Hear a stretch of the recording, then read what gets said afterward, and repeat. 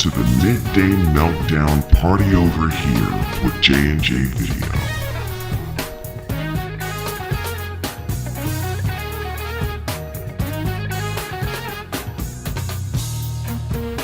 What do you do when the people closest to you don't support your growth, right? Most common question ever. The reason it's so common is because when you change who you're being, I didn't believe I could make money. I had a lifetime of proof that I sucked at it, but I was done being broke. And aren't we all? Good morning. How art thou? Welcome to the Midday Meltdown Party Over Here, spelled H-E-A-R, because we are having an ear party over here. And we're going to listen to a little bit of a book that I stumbled upon a couple weeks ago. And anybody who knows me knows I do subliminal healing. I sleep with a headset on and I listen to this shit every night. Okay. One night it might be about fasting. The other night it might be about how to make more money. And another night it might be how to get the fuck out of your own head. Okay. Excuse my French. I don't excuse my French because I meant that. But, you know, I listened to the first few minutes of You're a Badass and was immediately sold. Why? Because she kept it real. It wasn't one of those cheesy self-help books. It's like, oh, everything's wonderful. It was, hey, you're fucking badass. You know, get off your ass and prove it. Okay. And I liked her very real approach to basically getting off your ass and making things happen in your life. So that's why I wanted to start this stream. And, and shout out to Skillgate. There is a YouTube channel called Skillgate that it seems to me when I look at their playlist, and they've only got about 10 or 12 uploads or so, but all of them are like this. There is a book called The Subtle Art of Not Giving a Fuck. Loved it. And we will be listening to that. So this book is 5 hours long. So no, I'm not going to sit here and make you listen to this book for 5 hours. However, I'm going to listen to a good hour of it with you. And then I can go ahead and drop the link in the chat. And we can discuss it if anybody wants to come on and share their thoughts on what they thought about the first hour of the book. And then we'll go ahead and continue through the end of the week until we're done with the book. And then maybe we can have a free-for-all Friday, like a freestyle Friday, where we all just get on there and just kind of talk about it. You know, maybe we'll do a little bit more some days, a little bit less some days, but we'll get through this book. And that way we can discuss it. But it's a good book. It's a good book. So without further delay, I'm going to go ahead and start it. Sit back, get your coffee, get your snacks, and please remember to share this video with your social media platforms. Make sure you hit the like button, of course, because that helps the algorithm. Subscribe. Welcome. If you have not been to this channel before, I'm J&J Video. How you doing? Nice to meet you. Make sure you subscribe because we're going to be doing this from here on out, 11:30 weekdays. And we're going to go sometimes maybe an hour, sometimes maybe 2 hours. I don't know. We gotta feel it, you know. Shout out to the whole new media family, you know. Rev, shout out to King Fuse Lit. Shout out to Vegan Knowledge. JJ, I love you, sweetie. My wonderful wife. Shout out to DZ from DZ's Late Night Lounge. Shout out to Tap Into Love for Hoop Culture, the brother with the golden voice. Shout out to Self-Made Sicario. Don't run into him in a dark alley because you will not want to do that. Now, Self-Made is, oh, by the way, Self-Made, I have done my fasting. I did it yesterday. 24 hours under my belt, bro, and counting. So I am still fasting as we speak. Going vegan like my wife, and I'm also throwing some intermittent fasting in there. I love fasting, you know. And sometimes we may end up talking about that. I've got some stuff from Jason Fung, who is a nephrologist who specializes in helping people start the fasting process and stepping them through it. I'm telling you, it's a way to change your health. It's a way to change your health for good and quickest, safest way to lose weight. So without further ado, we're going to listen to Jen Sincero. She is narrating her own book, and it is called You Are a Badass. Let's get it started.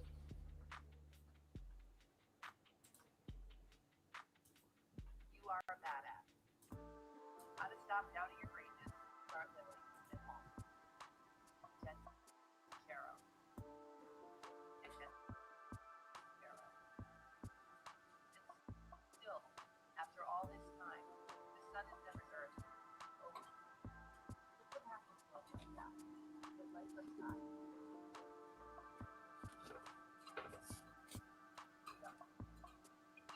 Start out with nothing, and out of nothing, and out of no way. Reverend Michael Bernard. I know that guy.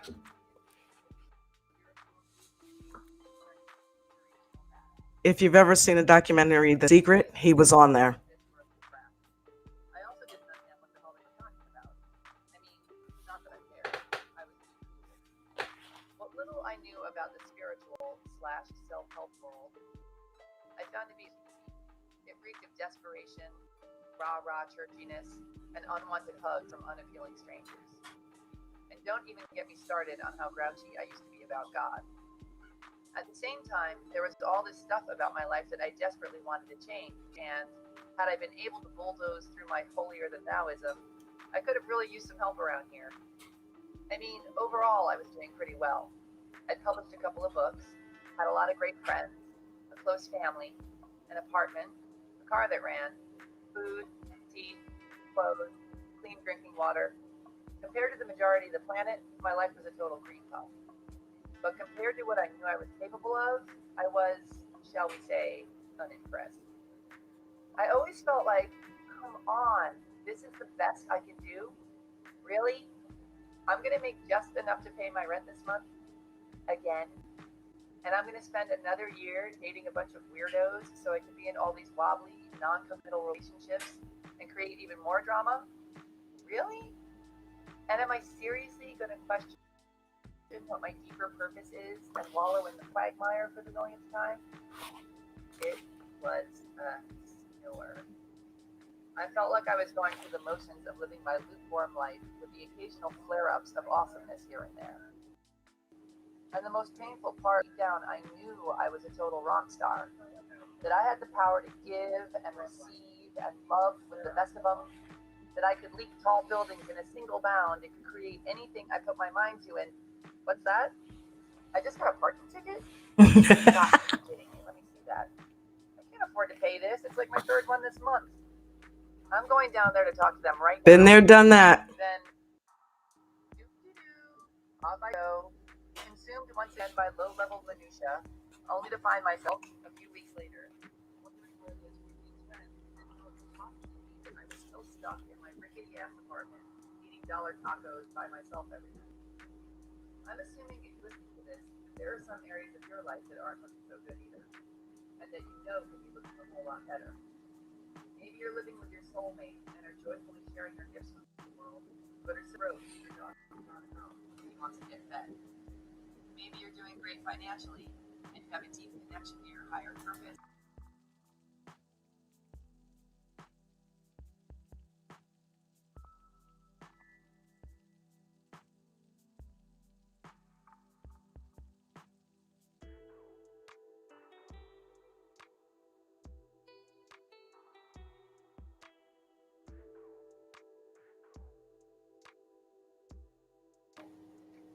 This isn't necessarily about making dollars or helping solve the world's problems or getting your own keto, unless that's your thing.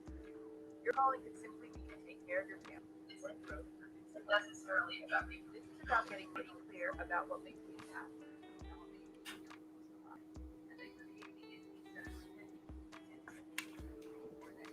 Test run. I want to see what would happen if I muted myself. Apparently it takes the book off, so.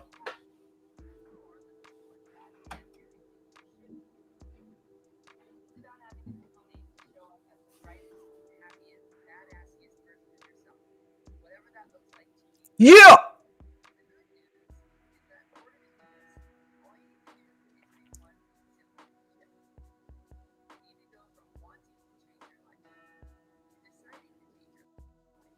Okay. Nice.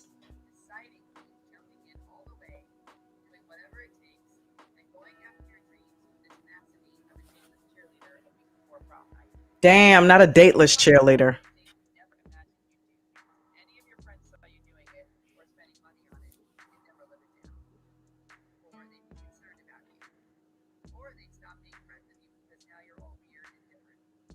Fuck them.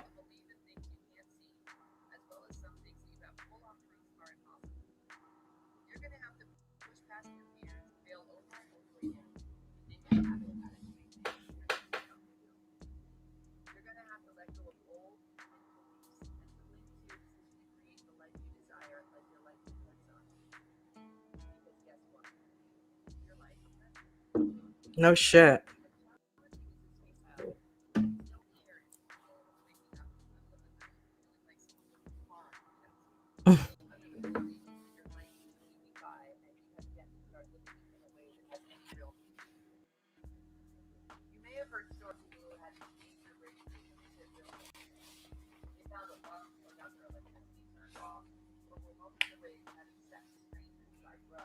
Mm.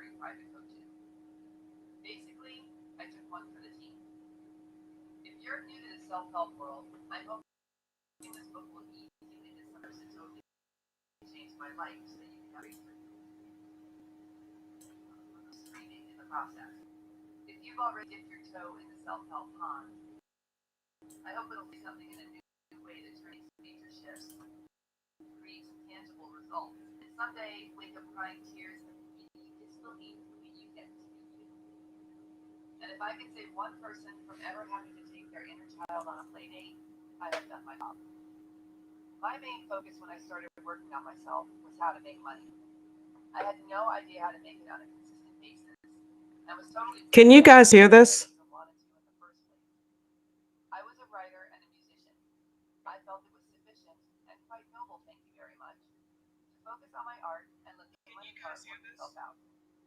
No, because I'm listening to it on my phone and I can barely hear it. I heard me loud and clear just there, though.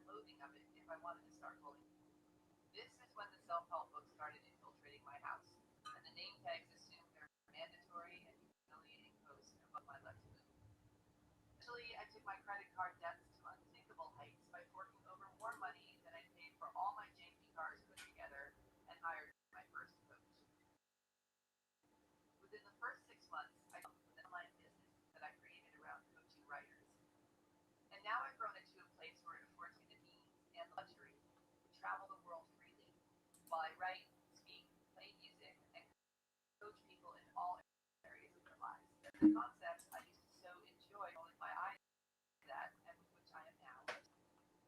In an attempt to get you where you want to go too, I'm going to ask you to roll with some pretty out there things throughout this book, and I want to encourage you to have an open mind. No, on second thought, I want to yell in your face about it. Stay open or else you are screwed. This is really important. You're not to where you are right now by doing whatever it is you're doing. So if you're less than impressed with your current situation, you clearly need to change things. If you want to live a life you've never lived, you have to do things you've never done. I don't care how big a loser you may or may not perceive yourself to be right now. The fact that you have the luxury of time to listen to this book and the money to buy it puts you way ahead of the game. This isn't something to feel guilty or whiny or superior about, but it is something to appreciate. And should you make the decision to really go for it, know that you are extremely well poised to knock it out of the park and share your awesomeness with the world. Because that's really little what bit better. it's all about.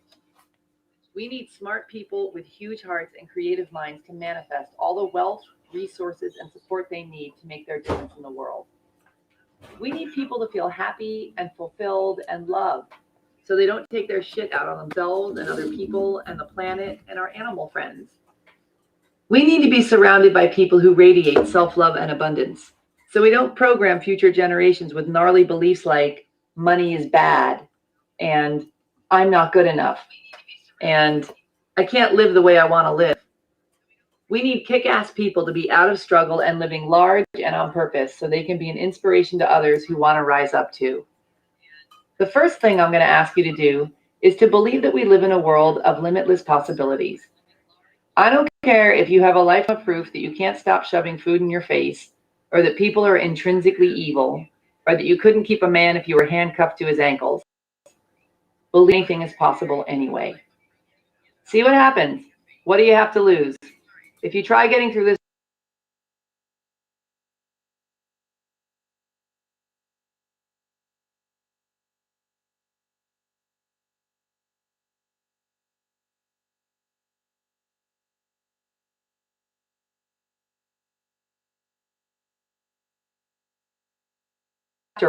my subconscious made me do it. You are a victim of the rules you live by. Jenny Holzer, artist, thinker, flirter of brilliance. Many years ago, I was in a terrible bowling accident. My friends and I were at the tail end of a heated tiebreaker, and I was so focused on making a great show of my final shot, leaping into action, loudly declaring my impending victory, dancing and twirling my way through my approach, that I didn't realize where my feet were when I let go of the ball. This was the moment I was to learn how serious the bowling community is about penalizing those who roll with one toe over the line. They pour oil or wax or lube or something unimaginably slippery all over the alley, and should someone accidentally slide out of bounds while attempting the perfect hook shot, she will find her feet flying out from under her and her ass crashing down on a surface that even an airborne bowling ball can't crack.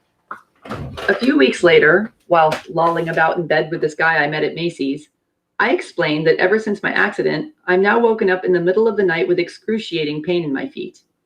According to my acupuncturist, this is from the nerves in my back getting slammed when I fell, and in order to sleep through the night, I need a new, firm mattress. I have pains in my feet when I sleep too, he said, raising himself up for an unreciprocated high five. It's not just because I'm not into the whole high five thing that I left him hanging, but also because I was annoyed with him. I already find mattress shopping to be totally bizarre and embarrassing. Lying on your side with a pillow between your thighs for all to see like it's any business. But the fact that I had to do it with my salesman lying next to me, begging for a high fiver, was more than I could handle. I couldn't help but notice that all the other salesmen simply stood at the end of the bed, rattling off mattress facts while their clients tested out a myriad of positions, but not mine. He'd lower down next to me on his back, arms crossed over his chest, and thoughtfully chat away, staring at the ceiling like we were at summer camp. I mean, he was nice enough and incredibly knowledgeable about coils and latex and memory foam, but I was scared to roll over for fear he'd start spooning me. Was I too friendly? Should I not have asked him where he was from? Did he think I meant something else when I patted the empty space next to me to test the pillow top? I obviously should have asked Freak Show Bob to get off the damn bed or found someone else to help me instead of sneaking the door and blowing my only opportunity that week to go mattress shopping, but I didn't want to embarrass him. I didn't want him. This is pretty much how my family was trained to deal with any sort of potentially uncomfortable interaction. Along with the fail-safe method of running in the opposite direction, other tools in our confrontation toolbox also included freeze, talk about the weather, go blank, and burst into tears the moment you're out of earshot. Our lack of confrontation management skills was no great surprise, considering the fact that my mother comes from a long lineage of wasps. Her parents were the type who believed that children were to be seen and not heard, and who looked upon any sort of emotional display with the same horrified disdain usually reserved for cheap Scotch and non-Ivy League educations. And even though my mother went on to create a house for us that was as warm, loving, and laughter-filled as they come, it took years for me to finally learn how to form a sentence when presented with the blood-chilling phrase, "We need to talk." All of this is to say that it's not your fault that you're fucked up. It's your fault if you stay fucked up, but the foundation of your fucked upness is something that's been passed down through generations of your family, like a coat of arms or a killer cornbread recipe, or in my case, equating confrontation with heart failure. When you came screaming onto this planet, you were truly a bundle of joy, a wide-eyed creature incapable of doing anything but being in the moment. You had no idea that you had a body, let alone that you should be ashamed of it. When you looked around, everything just was. There was nothing about your world that was scary or too expensive or so last year as far as you were concerned. If something came near your mouth, you stuck it in. If it came near your hand, you grabbed it. You were simply a human being. While you explored and expanded into your new world, you also received messages from the people around you about the way things are. From the moment you could take it in, they started filling you up with a lifetime's worth of beliefs, many of which have nothing to do with who you actually are or what is necessarily true. For example, the world is a dangerous place. You're too fat. Homosexuality is a curse. Size matters. Hair shouldn't grow there. Going to college is important. Being a musician or an artist isn't a real career, etc. The main source of this information was, of course, your parents, assisted by society at large. When they were raising you, your parents, in a genuine effort to protect and educate and love you with all their hearts, hopefully, passed on the beliefs they learned from their parents, who learned them from their parents, who learned them from their parents. Most living in an illusion is on someone else's beliefs. The trouble is, many of these beliefs have no they actually are, or what is actually true. I realize I'm making it sound like we're all crazy, but that's because we kind of are. Until we wake up, which is what this book will hopefully help you do. Here's how it works. We as humans have a conscious mind and a subconscious mind. Most of us are only aware of our conscious minds, however, because that's where we process all of our. It's where we figure things out, judge, obsess, analyze, criticize, worry that our ears are too big, decide once and for all to stop eating fried food, grasp that 2 + 2 = 4, try to remember where the hell we left the car keys, etc. The conscious mind is like a relentless overachiever, incessantly spinning around from thought to thought, stopping only when we sleep, and then starting up again the second we open our eyes. Our conscious mind, otherwise known as our frontal lobe, doesn't fully develop until sometime around puberty. Our subconscious mind, on the other hand, is the non-analytical part of our brain that's fully developed the moment we arrive here on Earth. It's all about feelings and instincts and erupting into ear-piercing temper tantrums in the middle of supermarkets. It's also where we store all the early outside information we get. The subconscious mind believes everything because it has no filter. It doesn't know the difference between what's true and what's not true. If our parents tell us that nobody in our family knows how to make money, we believe them. If they show us that marriage means punching each other in the face, we believe them. We believe them when they tell us that some fat guy in a red suit is going to climb down the chimney and bring us presents. Why wouldn't we believe any of the other garbage they feed us? Our subconscious mind is like a little kid who doesn't know any better and, not coincidentally, receives most of its information when we're little kids and don't know any better because our frontal lobes, the conscious part of our brain, hasn't fully formed yet. We take in information via the words, smiles, frowns, heavy sighs, raised eyebrows, tears, laughter, etc. of the people surrounding us with zero ability to filter any of it. and it all gets lodged in our squishy little subconscious minds as the truth, otherwise known as our beliefs, where it lives undisturbed and unanalyzed until we're on the therapy couch decades later or checking ourselves into rehab again. I can pretty much guarantee that every time you tearfully ask yourself the question, what the fuck is my problem? The answer lies in some lame, limiting, and false subconscious belief that you've been dragging around without even realizing it, which means that understanding this is majorly important. So let's review, shall we? Number one. You see what I mean? She keeps it real. It's not all sunshine and roses. roses. She is in your face with it. Based on the Wait till you hear the other book. It gathered when we were kids, otherwise known as our beliefs. Number two, we are, for the most part, completely oblivious to the subconscious beliefs that run our lives. Number three, when our conscious minds finally develop and show up for work, big and smart and highfalutin they grow to be, they're still controlled by the beliefs we're carrying around in our subconscious minds. Our conscious mind thinks it's in control, but it isn't. Our subconscious mind doesn't think about anything, but is in control. This is why so many of us stumble through life doing everything we know in our conscious minds to do, yet remain mystified by what's keeping us from creating the excellent lives we want. For example, let's say you were raised by a father who was constantly struggling financially, who walked around kicking the furniture and grumbling about how money doesn't grow on trees, and who neglected you because he was always off trying, and for the most part failing, to make a living. Your subconscious took this in at face value and might have developed beliefs such as, money equals struggle. Money is unavailable. It's money's fault that I was abandoned by my father. Money sucks and causes pain.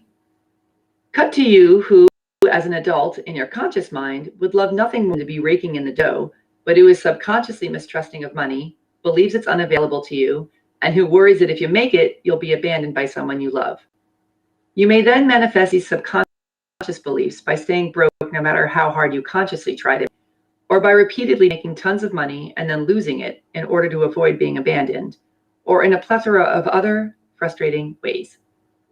No matter what you say you want, if you've got an underlying subconscious belief that it's going to cause you pain or isn't available to you, you either A, won't let yourself have it, or B, you will let yourself have it, but you'll be real fucked up about it, and then you'll go off and lose it anyway.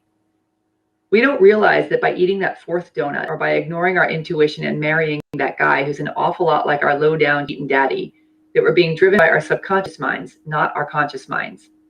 And that when our subconscious beliefs are out of alignment with the things and experiences we want in our conscious minds and hearts, it creates confusing conflicts between what we're trying to create and what we're actually creating. It's like we're driving with one foot on the gas and one foot on the brake. Obviously, we all have awesome subconscious beliefs as well, but we're not talking about those right now. Here are some other scenarios that may or may not ring a bell. Conscious mind. I long to find and marry my soulmate. Subconscious mind. Intimacy leads to pain and suffering. Finger. Ringless. Conscious mind. I want to lose 25 pounds. Subconscious mind. People aren't safe. I must build a shield to protect myself. Body. A fortress of flab. Conscious mind. I'm hot and sexy and want to get it on. Subconscious mind. Physical pleasure is shameful. Sex life. Yawn. Conscious mind. I want to travel the world.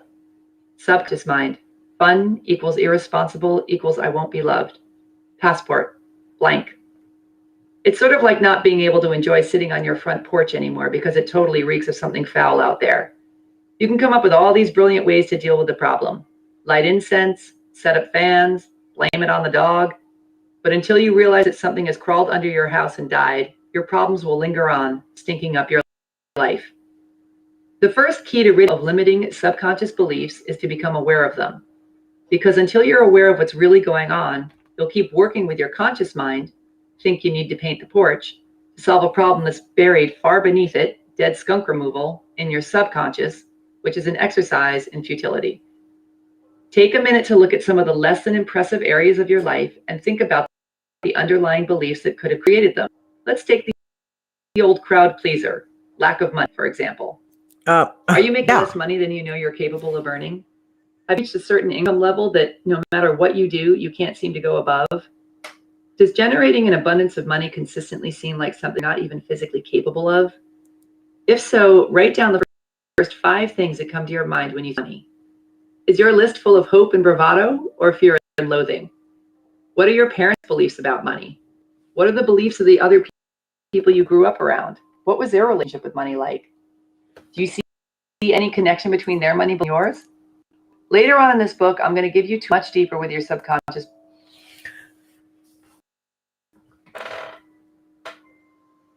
What do you guys think so far? This is a crazy book, man. I'm like, I love it.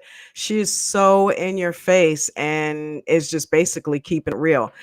And the cool thing about it is she's not saying anything that we all haven't heard before or all haven't thought or all haven't read in another self-help book, but it's a nice different approach. It's cool to listen to somebody that's just kind of coming from like how we would come if we were talking to somebody, you know what I mean, about the same shit. So, I'm liking it. Hopefully you guys are liking it. Shout out to everybody in the chat. I see you down there, DZ and Jen and Anthony King, AK-47, baby, Self, Ball Don't Lie podcast. I appreciate all of your support. Yeah. So what I'll do is I'm going to also check you guys' Twitter, because I'm going to shoot you guys a couple links if you want to come on and talk about this in about a half an hour. So let's get back to it. Beliefs and fix whatever's blocking you from living the kind of life you'd love to live. But for now, practice stepping aside, notice what's happening in the dysfunctional areas of your life, and strengthen your almighty awareness muscle. Start waking up to the stories you're working with in your subconscious, such as, I'll have to do things I hate in order to make money. I'll feel trapped if I get into an intimate relationship. If I go on a diet, I'll never get to eat anything fun again. If I enjoy sex, I'll burn in hell with the rest of the dirty sinners, etc. Because once you see what's really going on, you can start to drag out the stinky carcasses of your limiting subconscious beliefs and give them the heave-ho, thereby opening up the space to invite the fresh, new, awesome beliefs and experiences that you'd love to have into your life. Chapter 2, the G word. If you want to find the secrets of the universe, think in terms of energy, frequency, and vibration. Nikola Tesla, inventor, physicist, super genius. When I lived in Albuquerque, New Mexico, my friends and I used to hang out at this Western bar called Midnight Rodeo. It was the kind of place that had curling irons and hairspray in the women's bathroom, Bud Light on permanent special for $2 a can, and a solid oak dance floor the size of a cornfield. We were all from New York and were way too cool for country music. So at first we'd just go to snoodily make fun of it all, taking great pride in being the first to spot a particularly gigantic belt buckle or a cowboy sporting one of them handlebar mustaches big enough to cover 5 upper lips. But our favorite part was the line dancing. We'd stare mesmerized by the giant choreographed mass of Garth Brooks fans, stomping around in synchronized woo-hooery with their thumbs purposefully tucked into the front pockets of their jeans. It was so hilarious that we started joining in ourselves, waving from the middle of the sea of cowboy hats to our friends. Watch this! Then, we'd stay on the dance floor for the next song just to try and get that part down where you click your heels right before the spin. Then we found ourselves sneaking off every weekend to merrily line dance our little achy breaky hearts out. This is sort of the same way the God thing happened for me. It started out with much snarkiness and eye rolling, but I was so broke and clueless and sick of being such a weenie about really going for it in my life that I was open for success. Which is why when I started reading books on finding your calling and making money and getting over yourself already, and they all had this spiritual side to them, I didn't toss them in the goodwill pile with my usual, this God spirituality crap is for suckers attitude. Instead, I decided to give good old God a chance because I had nothing to lose, literally. And lo and behold, some of it wasn't totally idiotic. So I started reading more about it. Then I started studying it. Then I started putting it into practice. Then I noticed how much better it made me feel. Then I started believing it. Then I noticed all these awesome shifts starting to happen in my life. Then I became obsessed with it. Then I started loving it. Then I started radically changing my life with it. Sounds like a lot of our journeys. Now I'm basically writing the mechanical bull about it. Punch my fist in the air and yell to the guy manning the controls. Whoop, whoop, whoop. Wherever you happen to stand on the God issue, let me just say that this whole improving your life thing is going to be a hell of a lot easier if you have an open mind about it. Call it whatever you want. God, goddess, the big guy, the universe, source energy, the grand poobah, gut, intuition, the force, the zone, the vortex, the mother lode. It doesn't matter. Wow. At least she's non-gender biased. To be a tad too loaded. I prefer source energy, the universe, the vortex, right. spirit, the mother lode, all of which I will be using interchangeably. I mean, because think about it, technically there is no gender. God is the source. So yeah, she's on point with that. Throughout this book, by the way. Whatever you choose to call it isn't important. What is important is that you start to develop an awareness of and a relationship with the source energy that's surrounding you and within you, which is all the same energy and which will be your best pal ever if you give it a chance. Facts. Because here's the thing. All of us are connected to this limitless power, and most of us aren't using but a fraction of it. Tell them about it. Our energy is taking a joyride in these bodies of ours, learning, growing, and evolving along the way. One would hope anyway. I suppose numbing, shrinking, and moving back in with our parents is also an option. Been there, done that. Until our corporal journey comes to an end and we move on. Thanks for the lift. This realization that we're made up of and connected to source energy made me want to have a deeper understanding of spirituality so I could make my physical experience as awesome as possible. And let me tell you, ever since I got into it, it has been awesomeness maximus. Nice.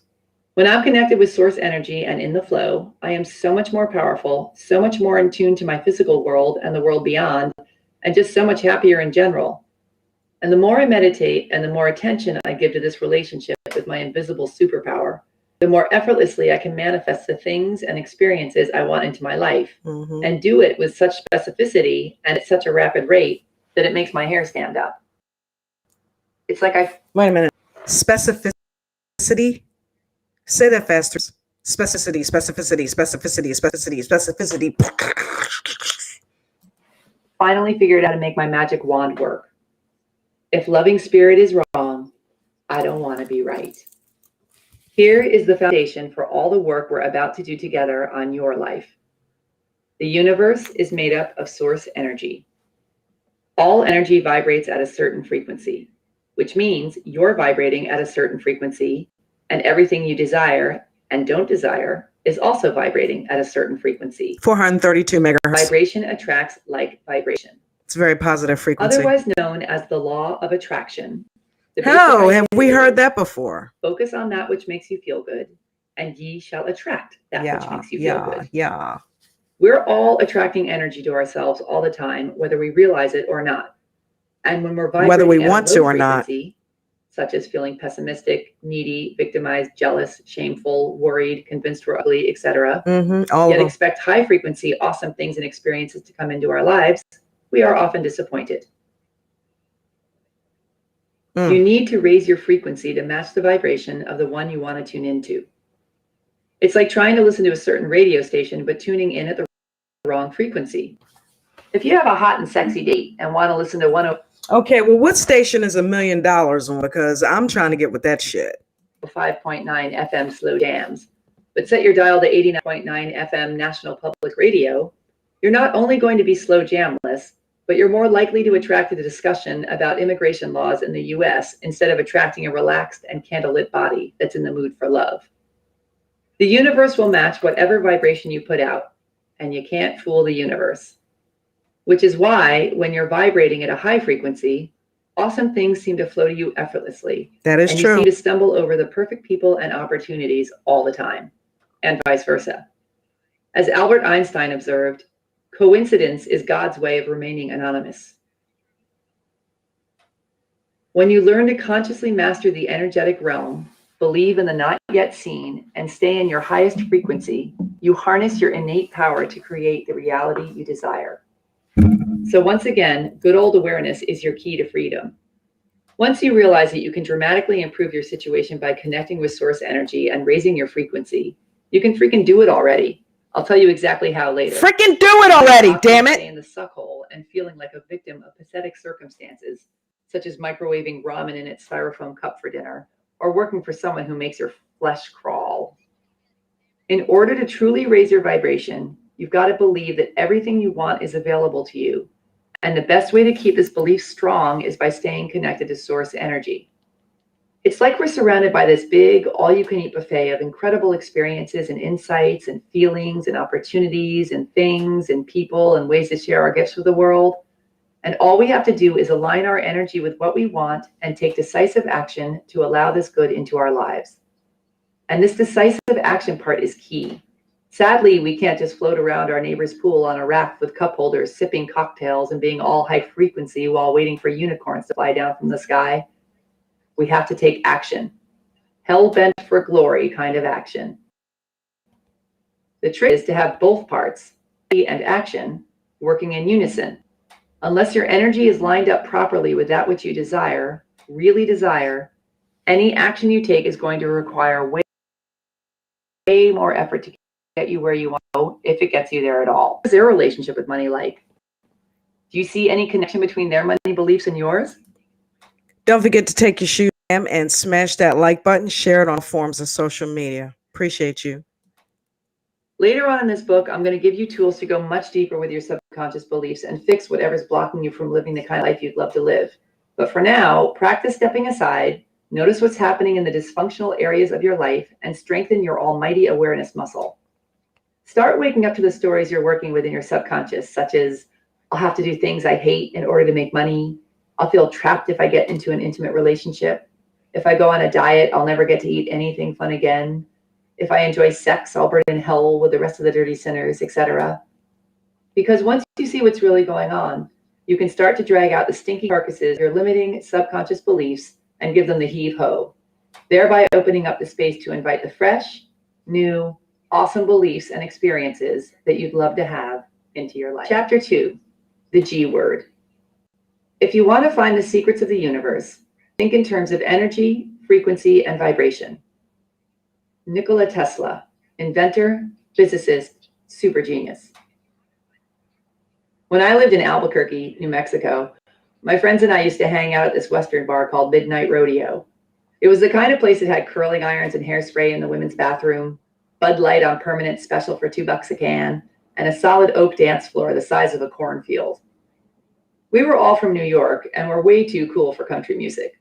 So at first we'd just go to snootily make fun of it all, taking great pride in being the first to spot a particularly gigantic belt buckle or a cowboy sporting one of them handlebar mustaches big enough to cover 5 upper lips. But our favorite part was the line dancing. We'd stare mesmerized by the giant choreographed mass of Garth Brooks fans stomping around in synchronized woo-hooery with their thumbs purposefully tucked into the front pockets of their jeans. It was so hilarious that we started joining in ourselves, waving from the middle of the sea of cowboy hats to our friends, "Watch this!" Then, we'd stay on the dance floor for the next song just to try and get that part down where you click your heels right before the spin. Then we found ourselves sneaking off every weekend to merrily line dance our little achy breaky hearts out. This is sort of the same way the God thing happened for me. It started out with much snarkiness and eye rolling, but I was so broke and clueless and sick of being such a weenie about really going for it in my life that I was open for suggestions.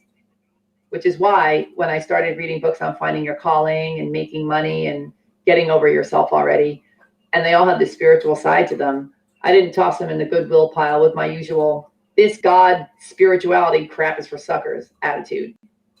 Instead, I decided to give good old God a chance because I had nothing to lose, literally.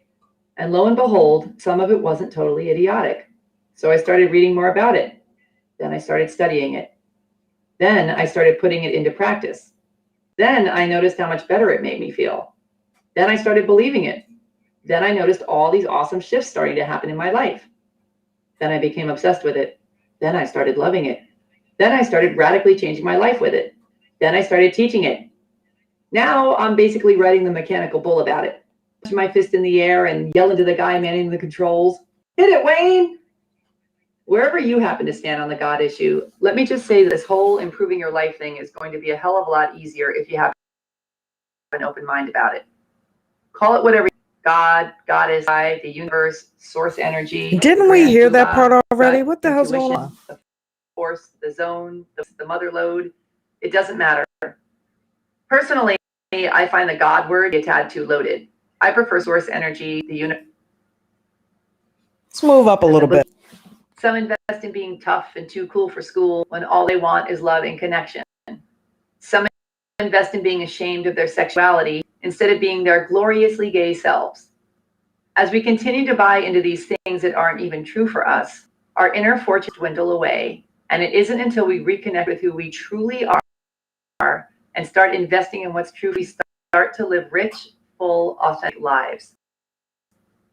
And while there are countless ways that we rip, there's one way in particular that is, without doubt, the most rampant and the most devastating of all. We invest everything we've got in believing that we're not good enough. We arrive here as perfect little bundles of joy and then set about the task that love ourselves. How unbelievably ridiculous is self-love, the simplest yet most powerful thing ever, flies right out the window when we start taking action. I'm not talking about conceit or narcissism, because those things also come from fear and lack of self-love. I'm talking about a deep connection with our highest selves and an unshakable ability to forgive our lowest. I'm talking about loving ourselves enough to let go of guilt, resentment, and criticism and embrace compassion, joy, and gratitude. When we're happy and all in love with ourselves, we can't be bothered with the bullshit, our own or other people's. Imagine what our world would be like if everyone loved themselves so much that they weren't threatened by other people's opinions or skin colors or sexual preferences or talents or education or possessions or lack of possessions or religious beliefs or customs or their general tendency to just be whoever the hell they are. Imagine how different your reality would be and the reality of everyone surrounding you if you woke up every morning certain of your own lovability and your critically important role on this planet. And if you pooed shame, guilt, self-doubt, and self-loathing and allowed yourself to be, do, and have everything your little heart desired. That's the kind of world I want to live in. In the interest of perpetuating such radical, reality-altering self-love, here are some of the best ways to win yourself over again. 1. Appreciate how special you are. There will never be anyone exactly like you. You were given special gifts and talents to share with the world. And even though everyone has special gifts and talents, nobody will use theirs quite the same way you do. You have a way of being in the world and a perspective that's unique to you. You are the only one who thinks your thoughts the way you think them. You have created your own unique reality and are living your life according to your own unique path. You are the only you that will ever be. You are kind of a big deal. 2. Drown yourself in affirmation. Trust me, I wouldn't do this to you unless I had to, but affirmations work. You don't have to say them in the mirror. You don't have to hug yourself or buy a special rainbow journal with a lock on it to write them down in. But if you want to turn the ship around, you need to rewire your brain and train it to think differently. And this is what affirmations for you. Figure out which affirmations you need to do most and repeat them all day long, in your head, in the car, while you're walking down the street pretending to be on the phone, under your breath in line at the supermarket. Write them on Post-it notes and stick them around your house, on your mirrors, in your refrigerator, in your car. Write down your favorite affirmation 10 times every morning and 10 times every night before you go to bed and say them out loud. Here are some affirmations specific to self-love. Pick 1 or 2 that work for you and pummel yourself with them. I deserve and receive massive amounts of love every moment of every day. I am one with the universe is, and so am I. My heart is open, love pours in and out. I receive all the good that life has to offer me. I am brilliant, bright, and beautiful. I love how... Say it. Even if it feels like bullshit, say it. It works. tall I am, and I love the size of my ass. Or, whatever. Well, I don't know about If none that. of these work for you, come up with some that don't make you gag, but that still, the more emotion you feel around what you're saying, the more power it will have to bring about positive change. And yes, at the beginning, it may feel like you're lying to yourself, but the truth is you're living the lie. So the affirmations get you back to truth. This can't. Damn, that was deep. Do you hear what she said? You're living the lie already. The affirmations actually tell you what's right. That's sick. Okay. She's right. and you have to buy in. You can't just say the shit. If you're saying it over and over again and it's not working, that's because you're not believing it. There's no feeling behind it. You actually have to feel something. You know how you feel. Like if you're really pissed off about something and you want to let people know that you're pissed off, you do something to let them know, whether it be screaming at the top of your lungs at that person, throwing something, smashing something against the wall, wrecking your car, doing something that lets people know that you're pissed off. That's because you have a feeling about it. And that's all she's talking about. Don't just say an affirmation. Don't just let it run through your head. Actually feel something about it if you wanted to actually make a change in that direction in your life. Can't just be rattling off nonsense. You have to feel it and want it and get worked up by it in order for it to work. 3, do things you love. When you deny yourself the people, food, things, and experiences that make you feel the most alive, that sends a pretty lousy message home. Look at your life and see where you're letting yourself down. If you hear yourself saying things like, I love going out to see live music. I can't remember the last time I did it. Make time. We're all busy, but it's the people who make enjoying their lives a priority who enjoy their lives.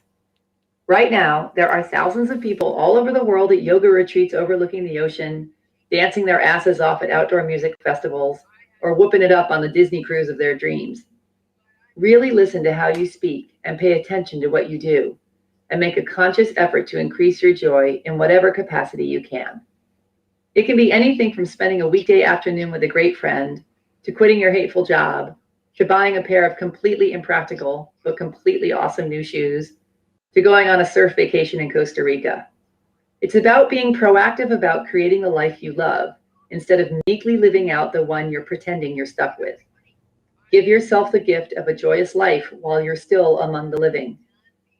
Also, if you're the kind of person who puts everyone else's needs first, start putting yours up front. Those who are used to you being their personal assistant will still love you, even though they'll be somewhat grouchy about you not waiting on them hand and foot anymore. Buy a new pair of jeans, open a savings account, hire someone to do your dishes, make your kids clean out the cat box. You aren't a selfish person for taking care of yourself, just a happier one. Take care of yourself as if you're the most awesome person you've ever met. 4, find a replacement. We've gotten so used to our negative knee-jerk reactions to ourselves that we never question them. We simply take them as a truth, the whole truth, and nothing but the truth. But once we become aware of our thought patterns and behaviors, we can consciously change them. So start paying attention. What runs through your mind when you look in the mirror? What happens inside you when you see someone totally succeeding at something you'd love to do but have never let yourself try? What do you think and feel when you walk up to a group of really good-looking, successful people? Or when you try your best to pull something off and you fail? Or when you get dumped by someone who is totally awesome and hot? Or when you walk around all day with your fly open? Or when you leave your coffee on the roof of your car and drive off? I've done you let that. a friend down? How about your cell phone? Or when you stub your toe on the kitchen table for the 10th time? Or when you forget your dad's birthday? Or when you snap at someone who didn't quite deserve it as harshly as you gave it to them?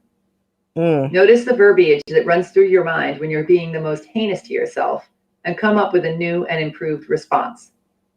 For example, if every time you look in the mirror, your first thought is, yikes, make a conscious effort to change it to, hi, gorgeous. If you have a complicated relationship with your father and beat yourself up every time you say something awful to him, replace thoughts like, I'm a monster, with, I'm just a little bunny working through my issues. And then, of course, apologize to him. If your standard response to screwing something up is, ugh, her royal clumsiness strikes again, replace it with, what can I learn from this? The most important thing is to free yourself from the drama and the conviction that your current version of yourself is the truth. I don't care if you're all, that's easy for you to say. You don't have a nose that makes it look like someone parked a yacht on your face.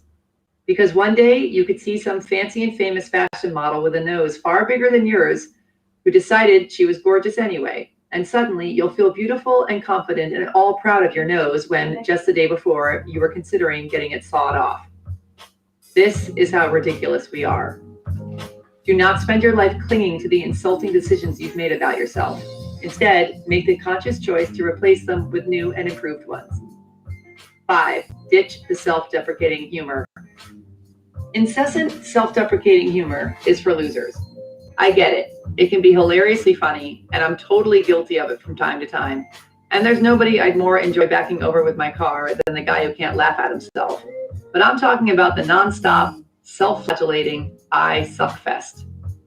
Ripping on yourself gets old, fast, especially if it's your shtick. So if you're one of those people who falls back on making fun of yourself every hour on the hour, not only are you basically begging people to think you're a loser, but you're begging yourself to think you're a loser. It's like hitting yourself over and over with a crowbar. Why on earth would you do that to your awesome self?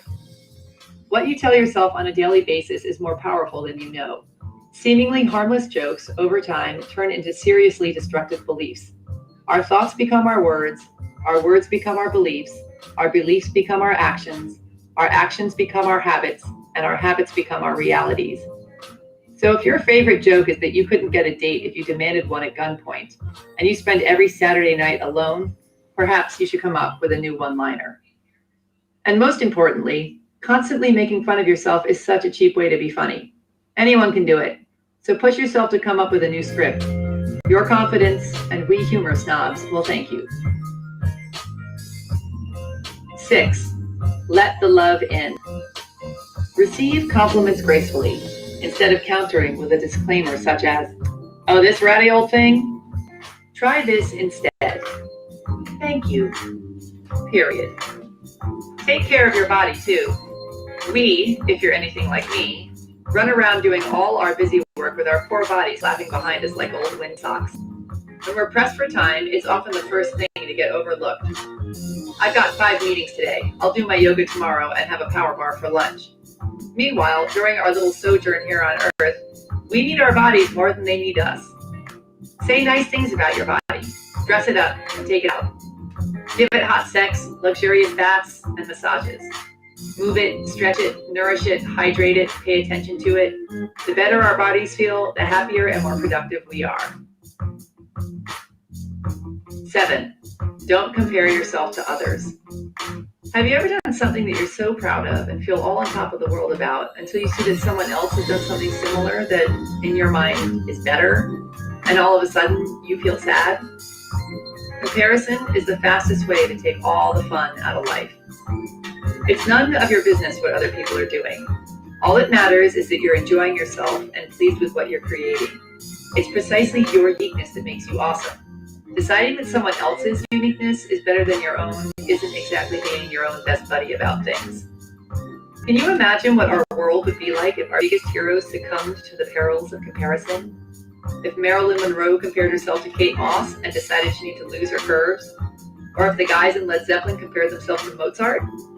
Dude, that guy's huge. Way huger than we'll ever be. And he doesn't even have a drummer. I think we should get rid of ours and maybe add some harps while we're at it. You are more than enough. Avoid comparison like the plague. 8. Forgive yourself. Listen up. This one's extremely important. You have screwed up in the past.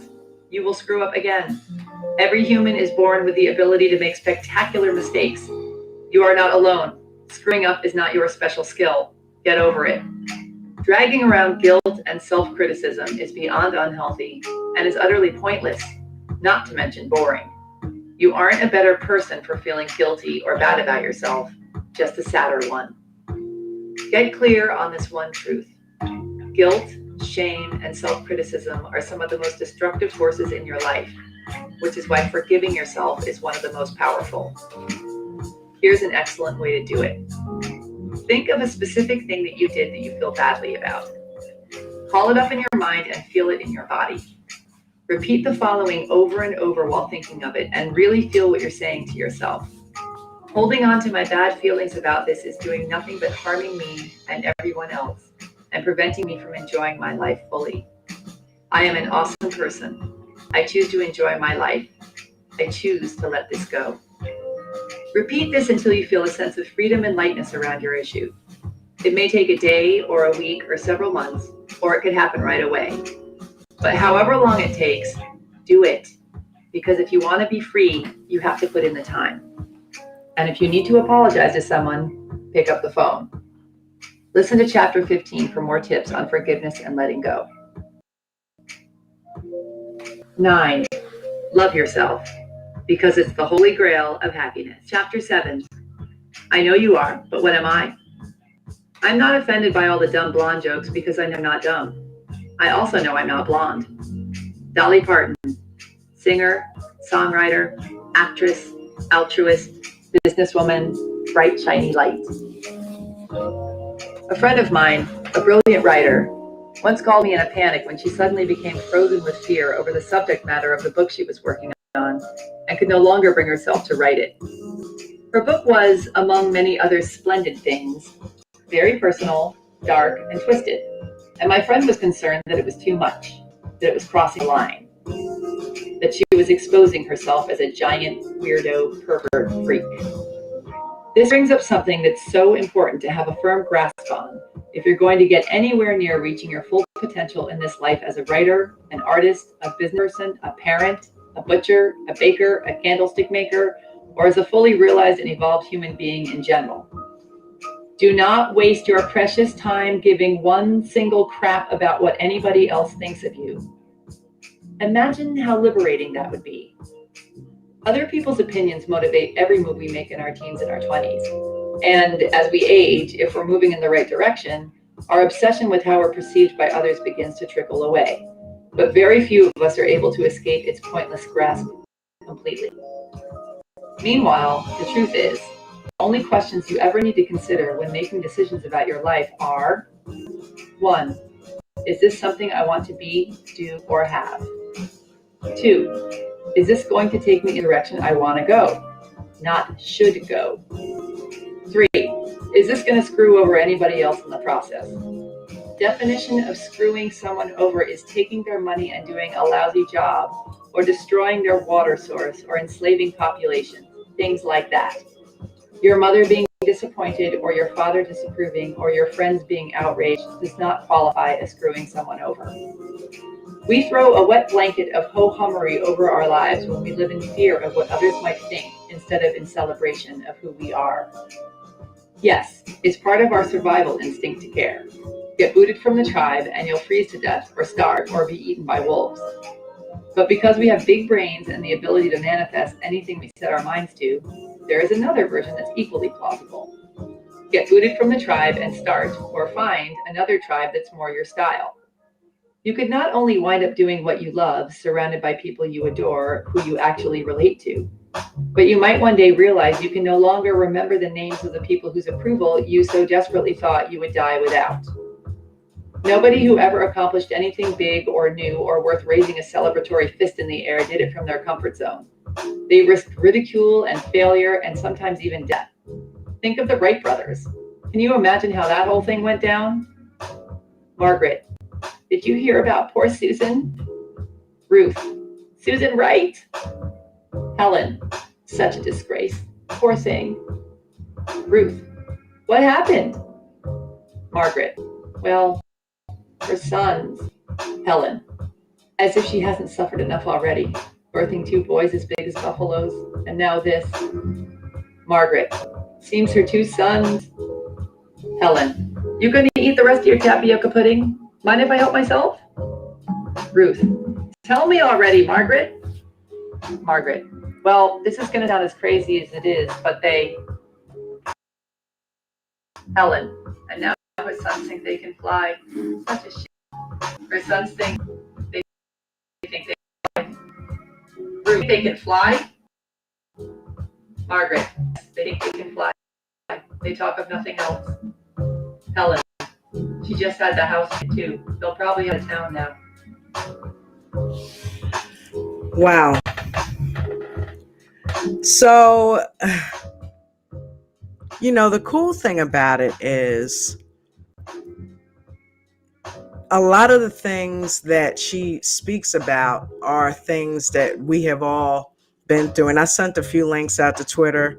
If you can make it, fantastic. If not, I understand. But yeah, that is that is probably one of my favorite books so far that I've listened to. You just, you can't, I don't know, you just can't, you can't beat realism. And if you want to manifest good things in your life, and you want to, trust and believe, this isn't a rah-rah, because things are shitty. Okay. So, anytime you can try to have a realistic approach to trying to make things better in your life, hey, why not? You know what I mean? But you got to let go. It can't be something that you're holding on to too tight. You gotta let go to move forward. You know what I mean? Can't be worried about what everybody thinks about you. You can't be worried about, how you look, how old you are. Those are things that really, in the scheme of things, don't even matter.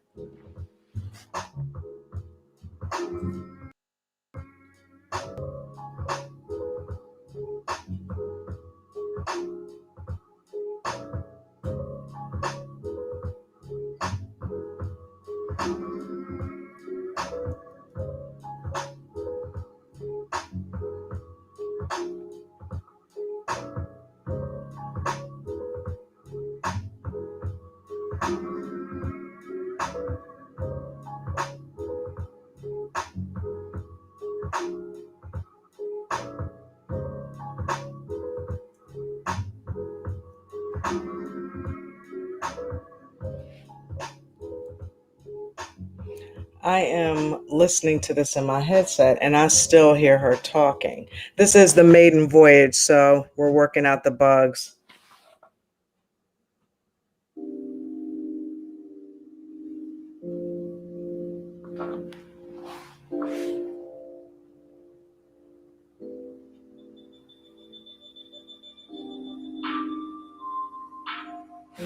I think she's starting to catch up.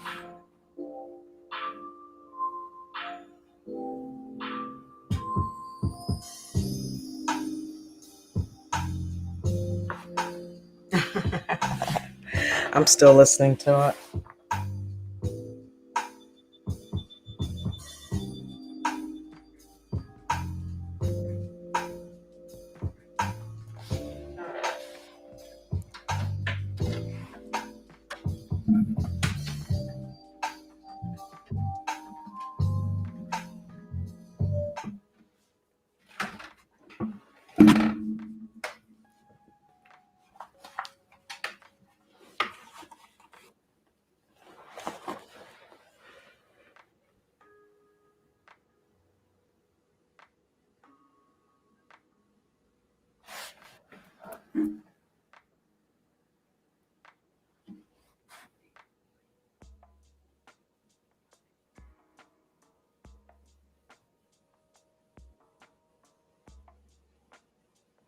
Okay. Let's see here. Let's go ahead and get her off of there. All right. Hopefully, you guys can hear me here.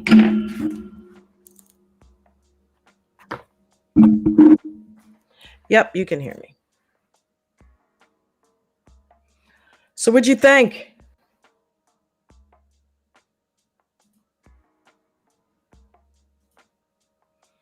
We'll go ahead and remove her from there.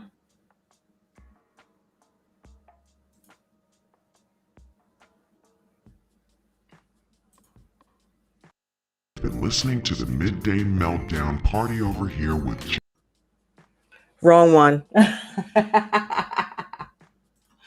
No, I have not ended the stream just yet. But yeah,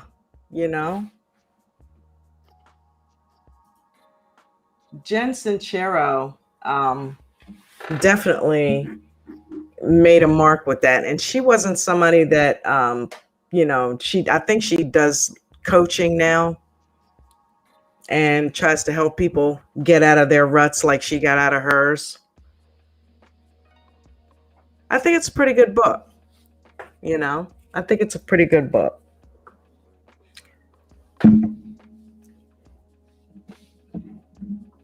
And Taking a sip of the old coffee there.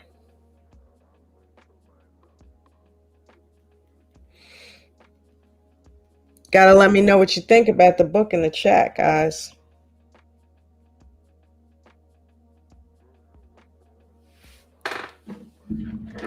Did you hate it? Did you think it was boring? I mean, keep it real. Be honest. I think it's a pretty good book. I tell you what, though. The other book that I'm listening to right now, The Art of Not Giving a Fuck. If you think this is good, great. But if you don't, I need you to let me know, because I know for a fact that you will definitely enjoy that. Guys, do me a favor. Smash that like button for me. I know we had at least 5 people in here at one time, but we got 3 likes. Let's try to get them up a little bit. I know it's overcrowded in the chat, but you know, one day it will be. Share this on all forms of social media. Let's get the audience to grow.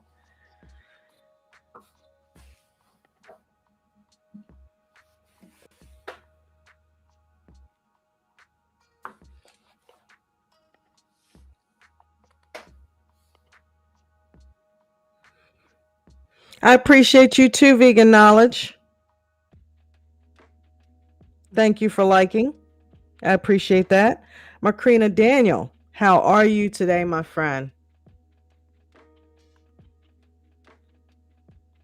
I'm so glad you are in the chat, my love.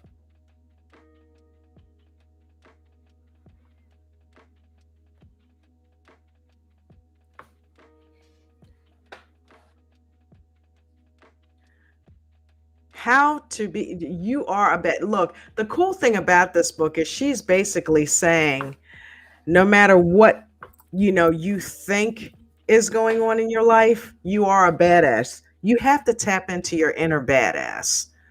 Okay? Because we all have that badass inside of us. If you're not living vicariously through your badass, you are letting life go by. And let me tell you something, it goes by pretty damn fast. So one minute you're 23 years old and you got your life all ahead of you and you're like, okay, what job am I going to work this year? Am I going out to the club tonight? Hell no, I'm not having kids yet. I'm not done partying. Oh, I would love that car. That car would look good wrapped around me. Next minute you're like, okay, I've got 2 kids. I hate this fucking job. God damn it, another car repair? And then we won't go beyond that because then it starts getting hormonal. Okay. So, and we think as women that we're the only ones that go through it. Guys go through it too. They start getting that spare tire around the middle, especially if you've had one too many beers in your day, and things just get weird, but you do come out of it. You do come out of it.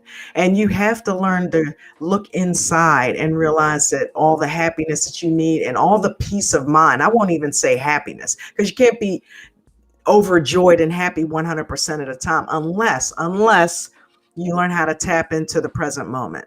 Okay. Because when you really think about it, there is nothing going on in the present moment that's that terrible. Don't confuse the present moment with your current life situation. If something's going on in your life, that's different from you being you in that moment. Just remember this one thing: be the best you that you can be in the moment that you're in. And things get a lot easier from there because you can only focus on that one thing in that moment. Be the best you that you can be in the moment that you're in.